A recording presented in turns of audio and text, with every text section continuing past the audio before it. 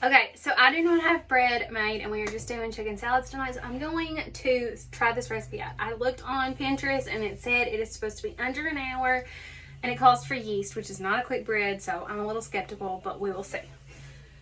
So I'm going to add the water and then the oil, and I'm going to use avocado oil instead of olive oil. And then I'm going to add the yeast, and I actually use instant yeast instead of the active dry, and it still works just fine.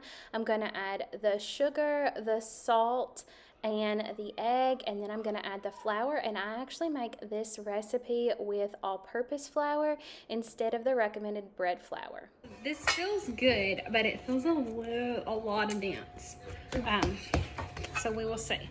So I'm only supposed to let these rise for like 10 minutes. Whoa. And there's been no first rise. What makes this a fast bread is that it has no bulk first rise, and then you just do what would normally be your second rise once your bread is all divided up, and it's only supposed to rise then for 10 minutes. So I'm going to get this all split up and then do the 10-minute rise. Okay, it's been 10 minutes and I don't think they've really puffed that much, maybe a little.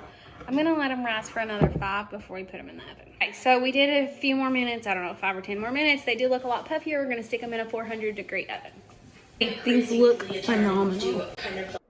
Y'all, I was so shocked. These were so good. I'll leave the recipe below. Okay, we were all shocked. These were so good and so light and so fluffy, just so good. So good for an under an hour roll especially.